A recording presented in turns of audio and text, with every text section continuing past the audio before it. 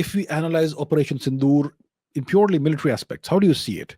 Is this the fastest air superiority ever gained by any country over such a large border? Air denial to air supremacy?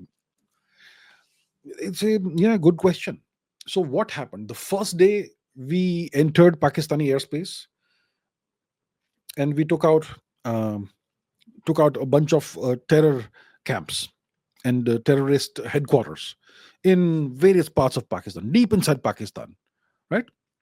So we must have done the strikes, the strikes from standoff distances. So the missiles and bombs would have been launched from within Indian airspace.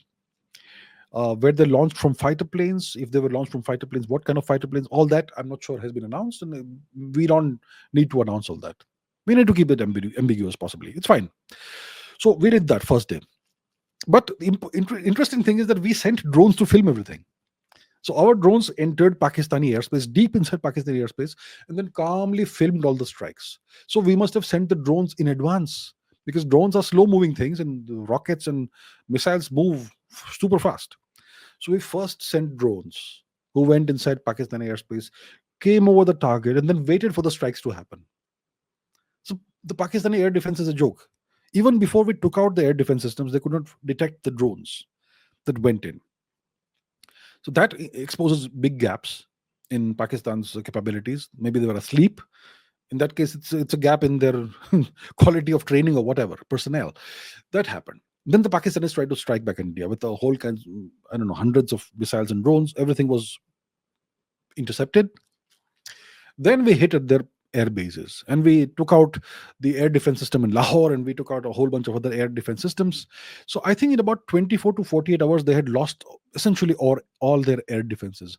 And then we just started hitting their military targets with impunity, hit at will.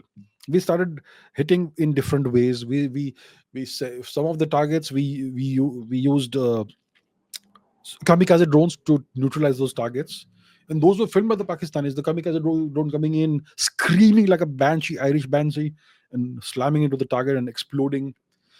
And then we used other kinds of missiles.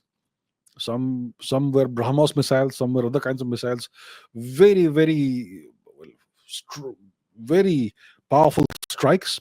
We hit their most important air bases. We hit the heart of Rawalpindi. Rawalpindi is the military headquarters of Pakistan. Noor Khan Air Base is the heart of Rawalpindi. It is their crown jewel.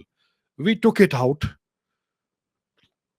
I mean, in less than 48 hours, we had completely achieved what they call SEAD, suppression of enemy air defenses. And then we just made a mockery of them. On the last day of fighting, early morning, the Indian Air Force went deep into Pakistan, gouged holes into the Pakistani runways, and then flew over the Air Force bases mockingly. It mocked the Pakistanis because their F-16s could no longer take off or land because there are holes, gigantic holes in the runway. Incredible what we have achieved. The Pakistanis will never forget this, but they will go back to their old tricks very soon.